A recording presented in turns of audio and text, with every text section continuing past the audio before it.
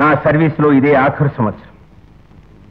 విధి నిర్వహణలో నేనింతవరకు 10 మంది ముందు తలెత్తుకు తిరిగానే తప్ప తల దించుకోవలసిన పరిస్థితి ఏనాడు కలగలేదు.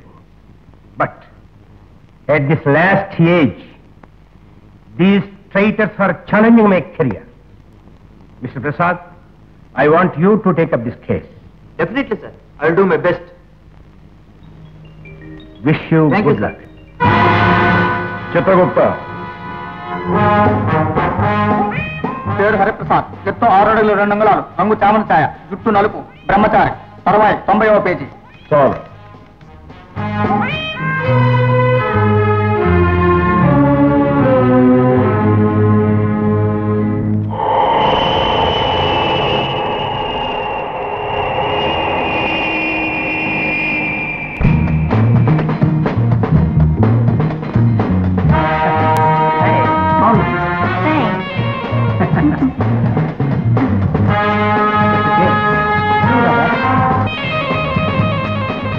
ప్యాసింజర్లు మొత్తం వెళ్ళిపోయారు. హరిప్రసాద్ మాత్రం కనిపించలేదు. కనిపించలేదా? అతని ఫ్లైట్కి వచ్చి తీరాలే.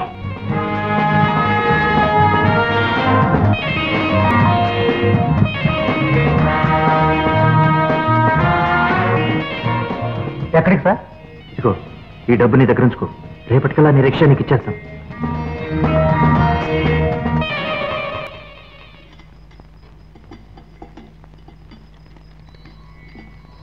రిక్షా. అయ్యా, కార్ రిపేర్ అయింది, మనం చింతలపూడి దించే. ఎక్కడ రిపేర్ గారిని తీసుకురా. అలాగే సార్.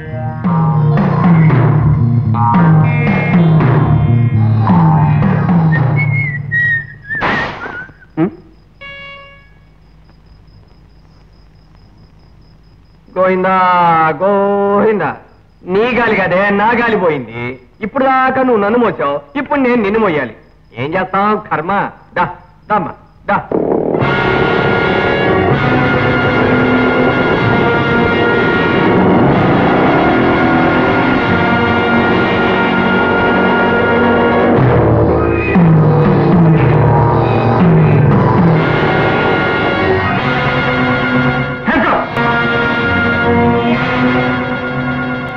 కాల్చి పారేస్తా. నువ్వు కదలకుండానే కాల్చి పారేస్తా.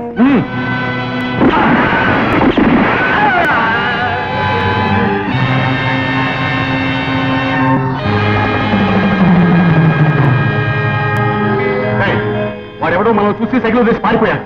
ఆ సైకిల్ ద్వారా వాడు ఉనికి తెలుసుకుని లా నెంబర్ 227 నమోదు జరపండి.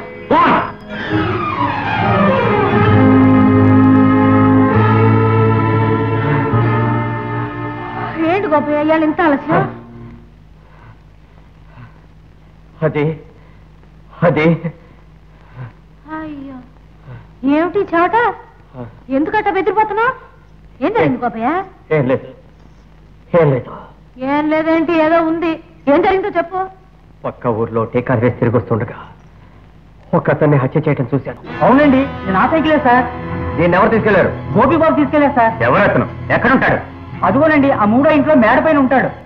అంతకుండా నేను గుర్తుపట్టగలను. వాడి రూపం, స్వరం నా మనసులో నాటుకుపోయాయి. ఈ హత్య గురించి పోలీసులకు తెలియజేస్తాను. ఆ రాక్షసుని అరెస్ట్ చేయిస్తాను. అట్లాంటి గొడవల్లో తలదొచ్చు గోపయ్య. మనకెందుకు వచ్చిన యాదవ్ గోళ? కోర్టు చుట్టూ తిరగలేదు సావాలి. అదే, అలా అనుకోవటమే పొరపాటు.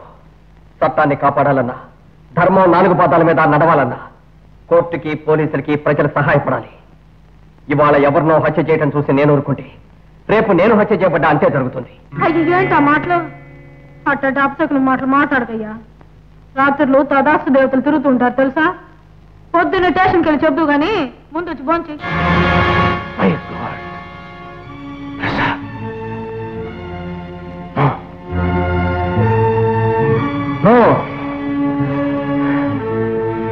Mister Raja, I should be at the spot. నాకు వెంటనే టికెట్ బుక్ చేయండి, ఇమ్మీడియట్లీ. నోరు తెరవండి. నేను చాలా మితభాషిని, అనవసరంగా నోరు తెరవను. నోరు తెరవమంది స్వీట్ తినిపించడానికి. ఏమిటో విశేషం? ఈవేళ మీ పుట్టినరోజు అని నీకెలా తెలుసు? నిన్న మీకోసం వస్తే మీరు లేరు. ఇక్కడ డైరీ కనిపిస్తే తీశాను. కుతూహలం ఆపుకోలేక చదివేశాను.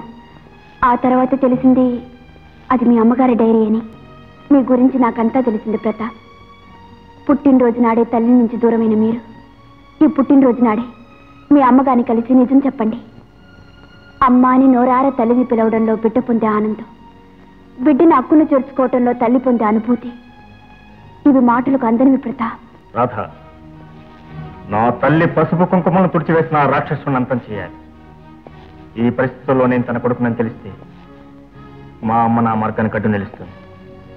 ఆకరాతకుండా పట్టి ఈడ్చుకొచ్చి నా తల్లి పాదాల మీద పడేసే వరకు ఈ నిజం మన ఇద్దరి మధ్యనే ఉండాలి.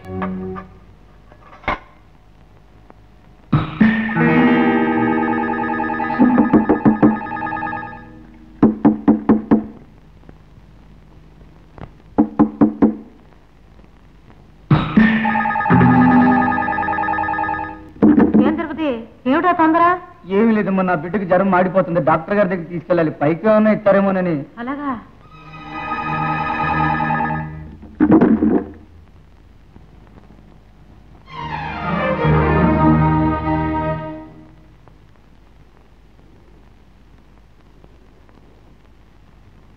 అక్క అక్క, గోపి గారు కాఫీ పంపించమన్నారు. రెడీ, తీసుకెళ్ళు. రే బషీరు, టిఫిన్ అక్కడ పంపించడానికి కుదరదు, అతన్ని ఇక్కడికి రమ్మని చెప్పు. ఇవాళ నా పుట్టినరోజు. అయితే వాళ్ళ బావగారికి స్పెషల్ అన్నమాట.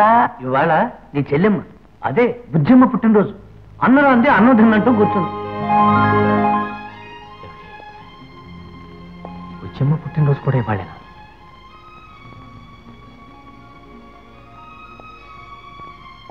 ప్రతాప్, ఆలోచిస్తుంటే బుజ్జి మీ తోడ పుట్టిన చెల్లెలు అనిపిస్తుంది. అవును ప్రతాప్, డైరీలో సుమతి గారికి పుట్టిన ఆడపిల్లకి కుడి చేతి మణికట్టు మీద పుట్టుమచ్చుందని అదే గుర్తుని రాసింది.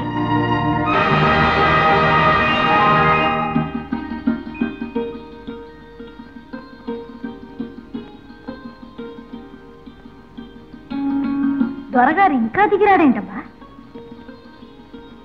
రే బషీరు, ఏంటక్క? నేను చెప్పిన మాట గోపయ్యకు చెప్పావా లేదా? చెప్పానక్క. ఐచ్చలకని బొట్టేటి పిలిస్తే కానీ రాడన్నమాట. పెద్ద గొప్ప, ఏదో పెద్ద ఏడంతకులు మేడ ఉన్నట్టు. అమ్మమ్మమ్మమ్మ, గోపయ్య, ఓ గోపయ్య,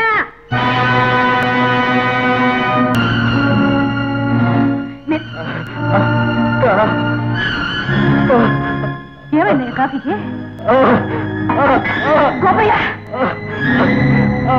గోపయ్య, అయ్యో ఏమైంది గోపయ్య? కాఫీ నేనే పంపానయ్యా. భగవంతుడా, ఏమిటిది? డాక్టర్ బాబు తీసుకో. గోపయ్య, గోపయ్య, గోపయ్య, గోపయ్య.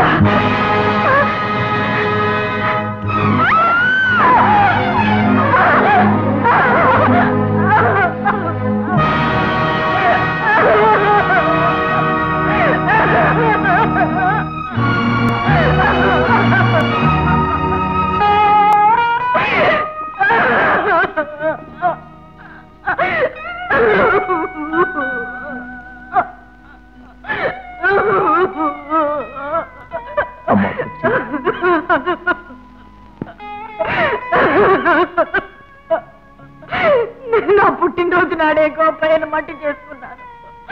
నేనే మట్టిలో కలుపుకున్నాను. నా చేతులారా నేనే చంపుకున్నానన్నా, నేనే చంపుకున్నాను.